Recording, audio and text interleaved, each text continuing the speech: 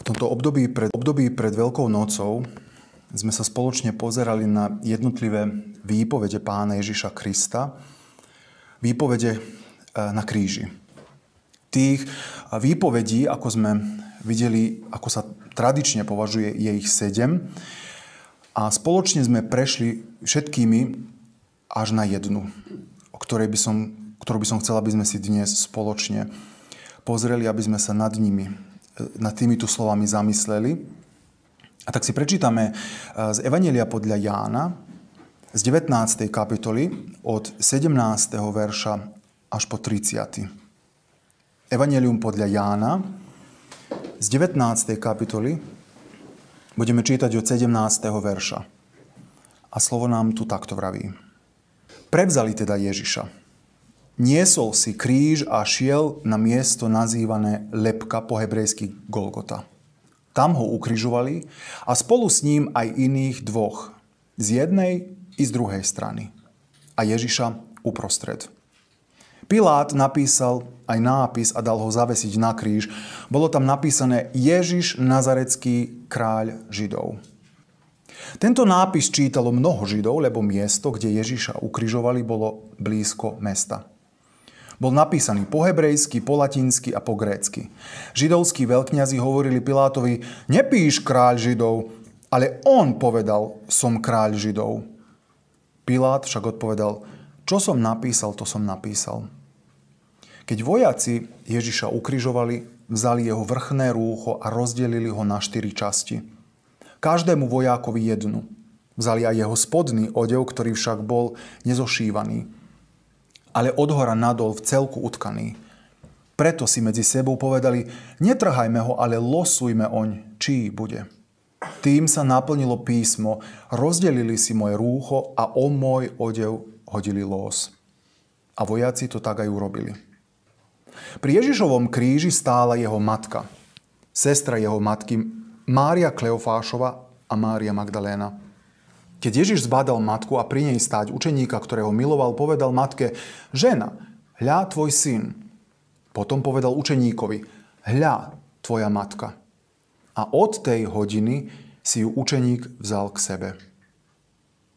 Potom, keďže Ježiš vedel, že je už všetko dokonané, povedal, aby sa splnilo písmo, som smedný. Bola tam nádoba plná octu.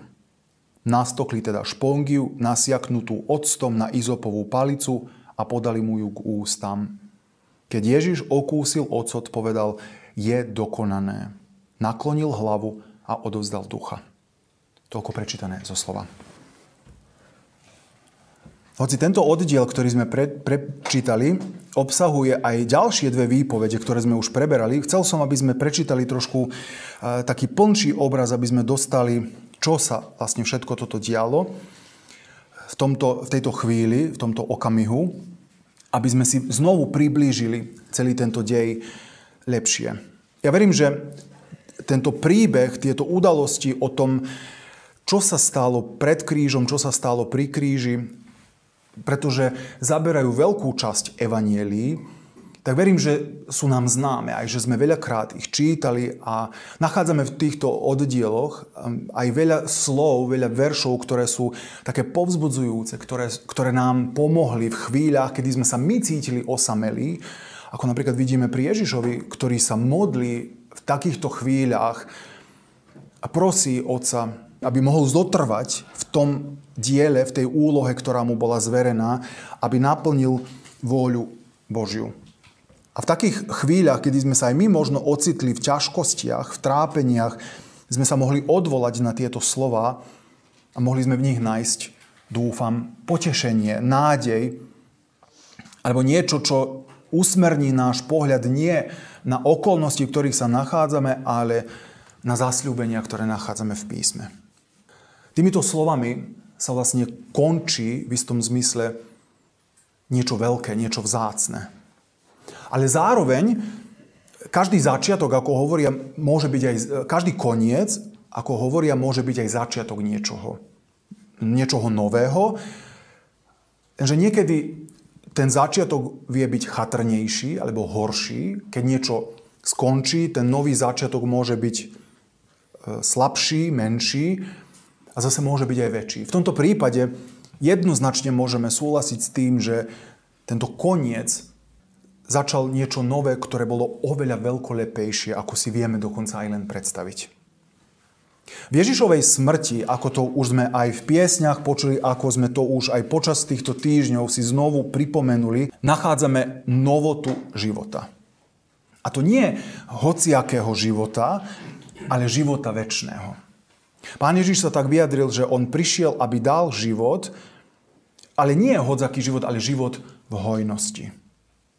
Tam, keď počujeme to slovo hojnosť, tak nám na prvý pohľad, na prvé počutie možno príde myseľ, že by som mal všetkého dosť pred sebou. Že by som mal čo jesť, že by som mal si čo obliecť, že by som mal všetky moje túžby naplnené, aby som mohol mať za všetko, čo potrebujem, aby som bol zabezpečený. To je hojnosť. Aj že by sa mi ešte aj zvýšilo.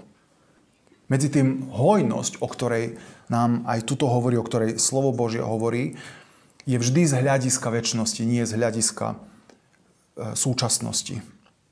Nie z hľadiska telesnosti. Keď takto hľadíme, že tá hojnosť v duchovnom zmysle, áno, hovorí tam o naplnení našich potrieb, ale našich duchovných potrieb. Lebo tá najväčšia ľudská potreba, najväčší ľudský problém vlastne, ktorý máme, nie je fyzický problém. Nie je fyzická nejaká choroba. Najväčší problém, najväčšia potreba človeka je hriech, s ktorým sa nevie vysporiadať. Je to duchovná rakovina, ktorá zožiera ľudský život. A schválne používam toto slovo, vlastne dokonca, keby bolo ešte nejaké silnejšie slovo, aby som použil, tak by som ho použil. Lebo akákoľvek rakovina, ktorá zožiera ľudské telo, a to je doslova, čo robí rakovina, bunky rakoviny v našom tele zožierajú zdravé bunky, že vlastne to telo absolútne zoslabne, stratí silu a toto je to, čo rakovina robí nášmu telu. Hriech je mnohonásobne horšie, pretože ono nás od Boha vzdiaľuje a na tento spôsob nás čaká len jeden osud a to je smrť. A to večná smrť. Práve preto Pán Ježiš prichádza na túto zem, aby s týmto niečo urobil.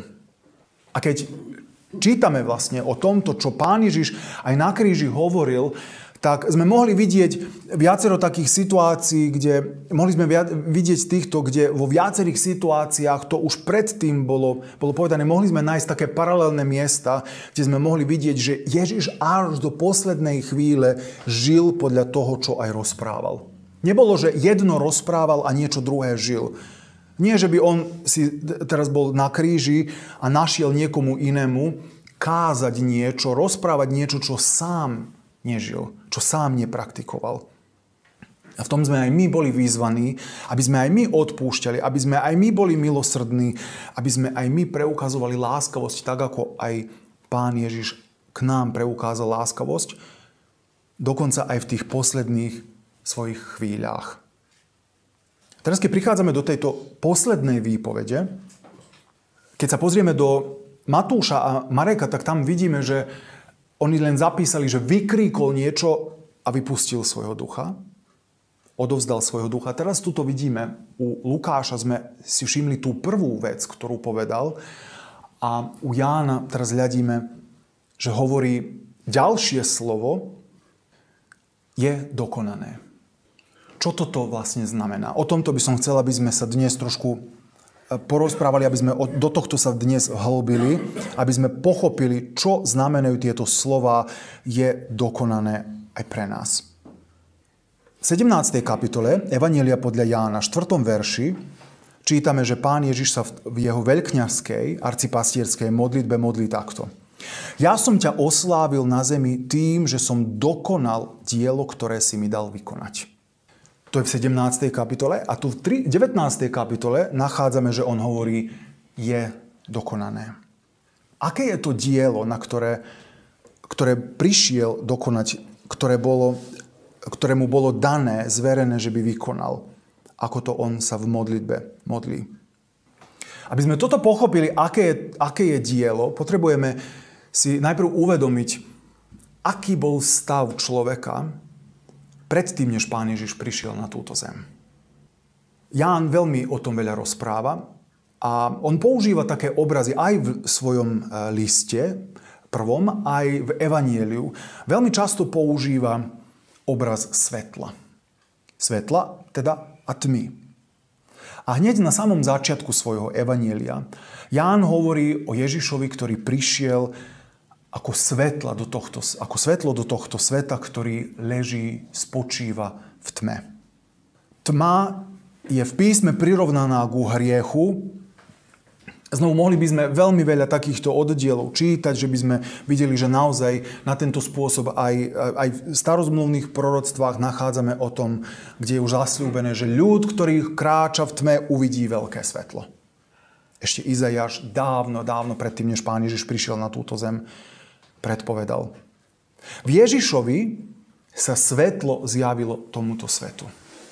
V Ježišovi zostúpilo svetlo na tento svet, do sveta, ktorý ležal v tme, ktorý ležal v hriechu, ktorý konal, žil v neposlušnosti Bohu. Lebo hriech je vlastne neposlušnosť Bohu. A tá neposlušnosť môže byť malá, môže byť veľká, ale rovnako je to neposlušnosť. A to, čo nám taktiež aj apoštol Pavel hovorí, že hriech, pre ktorý sme každý jeden z nás zodpovedný, lebo neexistuje človeka, ktorý by bol bez hriechu, ten hriech ako svoj výsledok má len jednu vec. A to je smrť. Tam on nehovorí, že možno toto, ale on hovorí, že mzda alebo odplata za hriech je smrť. Ani nehovorí menej, viac, lebo ako by sme mohli povedať, že menšia smrť, väčšia smrť, smrť. Slovo, ktoré by mohol použiť a ktoré tam nenapísal, je večná smrť. Ale nie len, že večná smrť je následok hriechu, ale aj telesná smrť. Boh, keď stvoril človeka, tak stvoril človeka, aby žil večne s Bohom. Keď prišiel hriech, vtedy prišla aj smrť.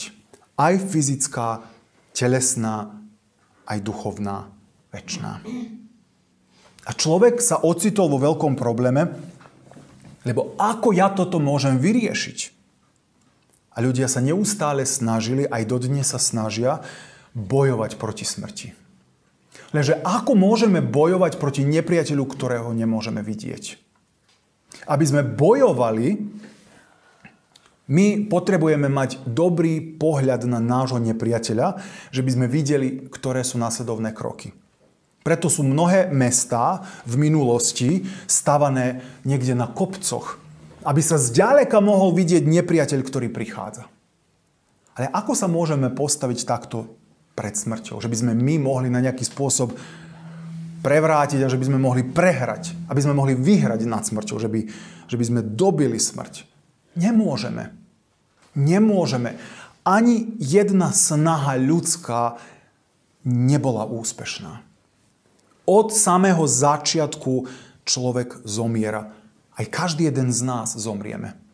Ale preto Pán Ježiš keď sa čas naplnil, ako nám to taktiež slovo hovorí, keď sa naplnil čas, zostúpil na túto zem, aby on ako ten baránok Boží, ako ho tiež aj Ján nazýva, Pána Ježiša, baránok Boží, ktorý berie, alebo ktorý sníma hriechy sveta, Pán Ježiš sa stal obeťou, aby ten trest smrti, ktorý na mne spočíval, že by on vzal na seba. To znamená, že tá odplata, tá mzda za hriech, ktorá sledovala mne, smrť, on to povedal, že ja to zoberiem na seba, aby si ty mohol žiť. Pán Ježiš vlastne zomrel namiesto mňa. To je to dielo, na ktorému bolo dané vykonať. To je to dielo, ktoré on dokonal. Keď vykríkol, je dokonané. Problém, s ktorými sa stretávame dnes, môže byť to, že si neuvedomujeme, prečo to až na takýto spôsob muselo byť. A častokrát sa aj pochybuje v to, že ani to nebolo až také strašné, nebolo to až také zlé, vôbec to ani nebolo potrebné, že by k tomuto vôbec prišlo. Existuje veľmi veľa náhľadov, existuje veľmi veľa spôsobov, na ktorých sa chce zhodiť toto dielo, ktoré Pán Ježiš prišiel vykonať. Ako čítame, že jeho otec poslal, aby toto vykonal. Ale toto vychádza z nechápania, čo vlastne je hriech. Ako som povedal, že hriech sa častokrát berie ako nejaká chyba. No veď všetci my chybíme. Všetci my sme pochybili. No veď všetko je to v poriadku. Boh nám prehliadne cez prsty. Boh sa zľutuje nad nami. Boh neprehliadne cez prsty nikomu. Lebo Boh je spravodlivý. A tak ako slovo Božie píše, že mzda za hriech, za každý hriech je smrť, toto platí. Ako platilo vtedy, keď bolo to napísané pred 2000 rokmi, tak to platí aj dnes. Aj tak to bude platiť ešte koľkokoľvek táto zem bude stáť. Každý, kto hreší, musí zomrieť. Ale v Pánovi Ježišovi Kristovi my máme východisko v tom, že namiesto toho, že by som ja zomrel, on je ochotný zobrať moju smrť, môj trest na seba. Ale stále niekto zomrieť musí za môj hriech. Len namiesto toho, že by som zomrel ja, že by som nemal možnosť odpustenia, že by som nemal možnosť vykúpenia, Pán Ježiš vkročil a on to učinil za mňa. A ja vo viere môžem tieto slová prijať, si privlastniť a uvedomiť si, čo Pán Ježiš pre mňa urobil. Ale že aby som toto pochopil, aby som bol ochotný prijať vôbec, čo Pán Ježiš pre mňa urobil, ja musím na prvom mieste si uvedomiť, aká zhubná rana je hriech pre môj život. Aká pliaga je hriech, ktorý je v mojom živote prítomný. Kýmkoľvek je pre mňa hriech chybička, tak Ježišova smrť je pre mňa zbytočnosťou. Lebo stačí len, aby som sa trošku napravil a všetko bude dobre. Nestačí len, aby som sa trošku napravil. Ja musím zomrieť. Pretože ten hriech, ktorého som sa dopustil, a nebolo ho len jeden, nebolo len ani 2, nebolo ani 100, ale nespočetné množstvo hriechov, žiaľ. Nevieme počítať svoj hriech. Pre tento môj hriech ja musím zomrieť. Ale Pán Ježiš prišiel a povedal, ale ja som ochotný to vziať na seba. Ja som to už vzal na seba a ja ti núkam odpustenie. Príjmeš ho? V týchto slovách je dokonané. Vidíme práve toto, že on zomrel, aby som ja mohol žiť.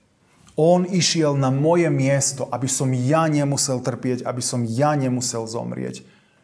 Lebo keby som zomrel, spravodlivosť by bola vykonaná, ja by som zomrel a bol by som nikde. Aj tak by som bol odsúdený, lebo som sa dopustil hriechu, od ktorého by som sa nijako nemohol očistiť. Ale Pán Ježiš, pretože bol bez chyby, bez viny, bez hriechu, bez škvrny, ten dokonalý baránok Boží, on išiel a namiesto mňa dal svoj život za mňa. Aj inde v písme nachádzame také obrazy, ktoré nám hovoria, ktorými vlastne Pán Ježiš chcel priblížiť svojim učeníkom, o čo tuto ide. A tak napríklad, že v 12. kapitole čítame o tom u Jána, kde používa taký obraz zrna pšeničného. A hovorí, že prišla hodina, aby bol oslávený Syn človeka. Amen, amen, hovorím vám, ak pšeničné zrno, ktoré padne do zeme, neodumrie, zostane samo. Ale ak odumrie, prinesie veľkú úrodu. On ešte predtým im rozprával, že ja som ako to pšeničné zrno, ktoré musí zomrieť. Ak nezomriem, tak ani vy nebudete môcť žiť. To zrno, ktoré my hádžeme do zemi, hádžeme to s tým vedomím, že to zrno zomrie a z toho zrna vyjde nový život. Toto bol obraz, alebo také krátke podobenstvo, ktoré Ježiš chcel ukázať svojim učeníkom, čo sa deje s ním. Ja musím zomrieť, keď ho aj Peter zastavil a povedal, že to sa nemôže stať, že by si ty zomrel, že by si ty trpel. To sa nemôže stať. A Ježiš mu hovorí, ale ty nevieš, čo rozprávaš. Choď za mňa. Satan, choď za mňa, protivník. Alebo keď v pokračovaní v 15. kapitole u Jána hovorí, že nikto nemá väčšej lásky ako ten, čo svoj život kladie za svojich priateľov. Práve v tom vidíme dielo Ježiša Krista, že on položil svoj život za nás a na tento spôsob nám preukázal tú najväčšiu lásku, akú sme nikdy nepoznali. A pretože je toto taká láska, ktorú nám je ťažko pochopiť.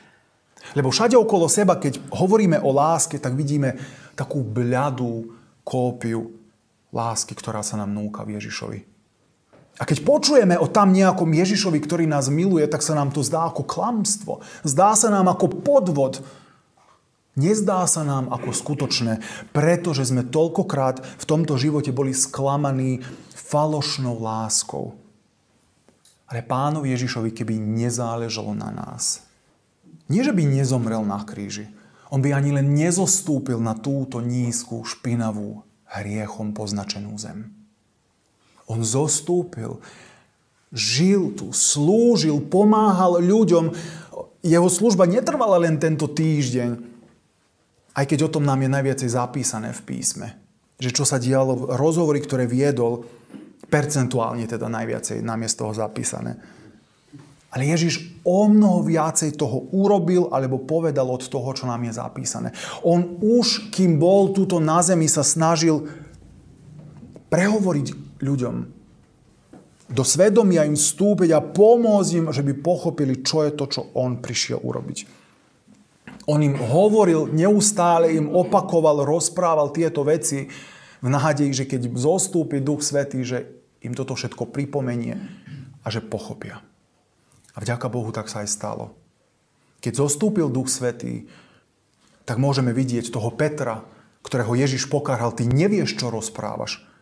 Zrazu ho vidíme ako silného vodcu a kazateľa Božieho slova, ktorý ide a odvážne rozpráva o tom, čo Ježiš urobil. To je to, čo Pán Ježiš koná v našom živote.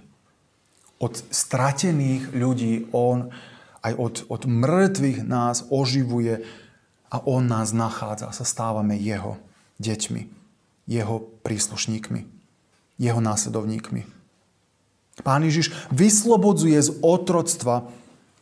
V tom aj keď sme hovorili, ako to bolo keď sa pozeráme do toho príbehu, kde Ježiš pri poslednej večeri sedí a hovorí, že toto je moje telo podávajúc im chlieb, alebo toto je moja krv podávajúc im víno, lebo chcel, aby v svojich myšlienkách si uvedomili, že toto je to, čo zachránilo ich otcov pred Egyptom, pred faraónom, v tom, že krvou potreli veraje dverí. Tá krv, ktorá fyzicky zachránila ich otcov z Egypta, Ježišova krv je tá, ktorá nás zachraňuje od oveľa väčšieho otroctva. A to je otroctva hriechu. A Ježiš znovu aj znovu sa im snaží ukázať na tieto veci, aby oni pochopili. A toľko veľa trpezlivosti mal s nimi. Môžeme mu za to naozaj ďakovať, lebo to vnímame, že aj v našom živote s nami má trpezlivosti. Lebo za mnohé veci sme aj my potrebovali veľa času, aby sme pochopili, aby sme to prijali, aby sme boli usvedčení z toho, čo Pán Ježiš pre nás učinil. Aby sme konečne možno uverili všetkému tomu, čo je napísané. Keď sa pozrieme na toto slovo, je dokonané, tak okrem toho, že je toto slovo, ktoré nám pripomína, ako som povedal, sa nadväzuje na tieto slova z veľkňazskej modlitby, kde Ježiš hovorí, že bol vyslaný, aby vykonal akési dielo na kríži, dielo vykúpenia, dielo záchrany. Okrem toho je zaujímavé, že tento výraz, som si istý, že nebol použitý náhodou, lebo Ján, ktorý zapisuje tieto slova, používa také slovo, ktoré v gréčtine znie tetelestai. Bolo to slovo, ktoré áno, mohlo znamenať, že priviesť ku nejakému koncu. Toto znamená, to je základný význam tohto slova. Znamená, že priviesť niečomu ku koncu, takže je dokonané, je ukončené. Ale okrem toho, čo je zaujímavé, že toto sa slovo používalo aj v sekulárnom jazyku, používalo sa konkrétne v účtovníctve. A toto slovo bolo používané vtedy, keď niekto mal akúsi dlžobu a potom, keď tú svoju dlžobu splatil na tom nejakom liste, na tom zozname, kde ten jeho dlh bol zapísaný, sa napísalo toto slovo tetelestai, lenže to sa nám nehodí, že by sme to preložili ako je dokonané, že? V tomto kontexte by sme to nepreložili na takýto spôsob, ale by sme to preložili skôr vyplatené, splatené. Tým sa označovalo, že táto dlžoba, ktorá bola prítomná, už viacej tam nie je. A prečo teraz vravím, že toto je zaujímavé, že sa toto slovo používalo ešte na iný spôsob? Keď sa pozeráme do Evanjelia podľa Matúša, do 18. kapitoly, tak tam nachádzame jedno podobenstvo, kde Ježiš rozpráva o akomsi kráľovi, ktorý mal svojho sluhu, ktorý mu bol dlžný 10 000 talentov. Bola to nesplatiteľná suma. Bola to dlžoba, ktorú ani nevieme, ako tento človek sa mohol zadlžiť, lebo keby sme to zobrali, že každý deň, keby pracoval a keby všetok svoj zárobok odkladal nabok, nič by od toho nenechával pre seba, tak by potreboval 200 000 rokov na to, aby to splatil. 200 000 rokov by bolo potrebné, že by ten človek každý deň pracoval, nič z toho neodkladal pre seba, ale aby tento dlh splatil. Ako sa on tak zadlžil, nevieme. Ale Pán Ježiš rozpráva toto podobenstvo a hovorí, ale tento kráľ, keď tento sluha prišiel pred toho kráľa a povedal, daj mi času, ešte pozhovej mi ešte trošku a ja ti všetko splatím. A kráľ sa mohol pozerať na ňo, ako mi to splatíš? Keby som ti predĺžil život, ak by som mal takú moc ti predĺžiť život na 300 000 rokov, tak dobre, že by ti ešte trošku aj ostalo, že by si trošku požil. Tak čítame, že ten kráľ mu jednoducho odpustil ten dlh. A potom čítame o tom, že tento človek išiel a našiel svojho kolegu, ktorý mu bol dlžný 100 denárov, čo predstavovalo 100 dní práce. Aby sme povedali 4 mesiace.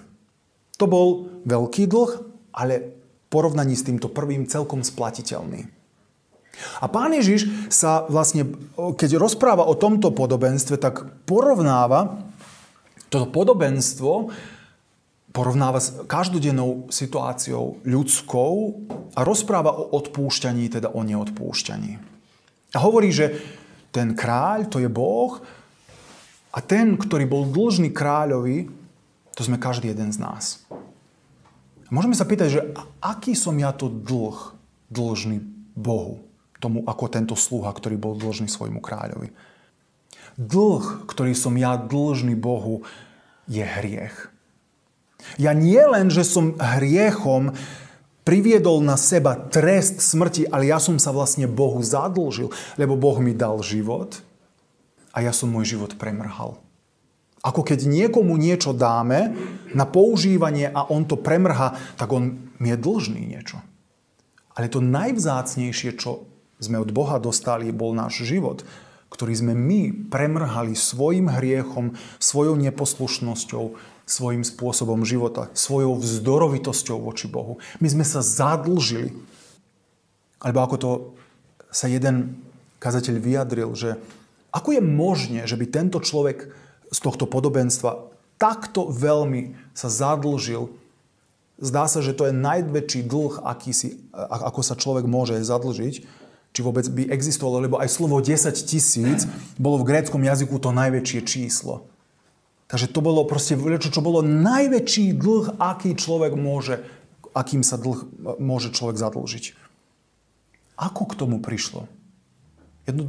Odpoveď môže byť jednoduchšia, než to na prvý pohľad znie. Sa môžeme pýtať, ale ja som sa ničím neprevinil až tak veľmi voči Bohu, že by som ja bol považovaný za toho najväčšieho dlžníka alebo za nejakého najväčšieho hriešnika. V rozhovore Ježiša s jedným mládencom, keď sa rozprávali o tom, ktoré je najväčšie prikázanie, tak bolo konštatované a potvrdené z oboch strán. A Ježiš aj od toho mládenca, teda od tých farizejov, ktorí tam spolu s ním stáli, že to najväčšie prikázanie je milovať budeš svojho Boha celou svojou mysľou, celým svojim srdcom, celou svojou dušou a celou svojou silou. Ak je toto najväčšie prikázanie, čo sa stáva, ak ja poruším najväčšie prikázanie? Mohli by sme podľa toho logicky prísť k záveru, že porušenie najväčšieho prikázania si zaslúži najväčší trest. Alebo vyvoláva to ten najväčší dlh, ktorý môžeme mať. V tomto sa odráža ten dlh, ktorý ja mám voči Bohu. My možno milujeme Boha, aj mojím prianím je, že by to bola skutočnosť v našom živote. A ja verím, že tým, že dnes tu sme, že toto chceme potvrdiť. Ale ja prvý sa neodvážim povedať, že v každej chvíli ja milujem Boha celou svojou mysľou, celým svojim srdcom, celou svojou dušou, celou svojou silou. To je moja túžba, že by toto bola pravda. Ale koľkokrát v tom zlyhám. Že niečo iné uprednostním pred Bohom. Niečomu inému dám väčšiu váhu v danej chvíli. Ja som hriešnik. Ja som sa zadlžil Bohu, ktorý mi dal život ako vzácny dar. Pretože som nevedel a ešte stále neviem splniť toto najväčšie prikázanie. Pán Ježiš, keď vykrikol, je dokonané. Keď vykrikol, aby sme použili ten druhý preklad, vyplatené, Pán Ježiš povedal, ja som zaplatil aj ten tvoj dlh, ktorý ťa viedol do smrti. Ja som vyplatil aj toto. Pán Ježiš vyplatil aj tvoj, aj môj dlh. Dlh hriechu, ktorý ma viedol do smrti. A k tomu, že on dokonal, že on ukončil, že to priviedol ku cieľu, priviedol ku koncu, my k tomu nemôžeme nič pridať, lebo on urobil všetko. On to dokonal. On všetko pripravil. On nepovedal, ja som dokonal svoju časť a teraz je na tebe, že by si ty odrobil svoju časť. Nie. Ježiš povedal, je dokonané. Je vyplatené. A nám dáva toto ako vzácny dar. Odpustenie hriechov. Život večný, ktorým stačí len, aby sme vo viere prijali. A že by sme povedali, áno, Pane, verím. Áno, Pane, prijímam tvoj dar odpustenia. Prijímam, Pane, tvoj vzácny dar, ktorý mi chceš dať. Pán Ježiš dokonal to dielo, pre ktoré prišiel na túto zem. On to aj v týchto slovách potvrdil. Tieto slová sú pre nás nádejou, že jeho smrť nebola márna. Práve naopak, to bolo najväčšie víťazstvo Božie v celých dejinách. Nie len človečenstva, ale vo celej večnosti. Toto bol ten víťazný okamih, kedy Pán Ježiš vyhlásil víťazstvo nad smrťou, nad hriechom, nad každým nepriateľom. A vtedy, keď ja verím v Neho, keď vyznávam svoju vieru, keď sa pozriem vo viere na kríž, na ktorom On dal svoj život aj za mňa, a ja spolu s ním prijímam život a ja spolu s ním môžem žiť. Sláva mu za to všetko, čo vykonal. A nech aj v našom živote sa každodenne Pán oslavuje skrze všetko, čo činíme, lebo on je naozaj hodný každej našej chvály, našej oslavy za toto dielo, ktoré vykonal na kríži, ktorým nám preukázal tú najväčšiu lásku, že položil svoj život za nás, ale nám preukázal aj, nám podáva aj ruku priateľstva, podáva nám ruku záchrany, ruku vyslobodenia tým, že nám chce odpustiť aj naše hriechy. Sláva Pánovi Ježišovi Kristovi za to všetko, čo učinil, ale aj čo ešte vykoná v našom živote, čím sa on oslávi. Lebo naozaj on je hodný toho, aby sme ho my oslavovali aj vyvyšovali na každom mieste, v každej chvíli. Amen.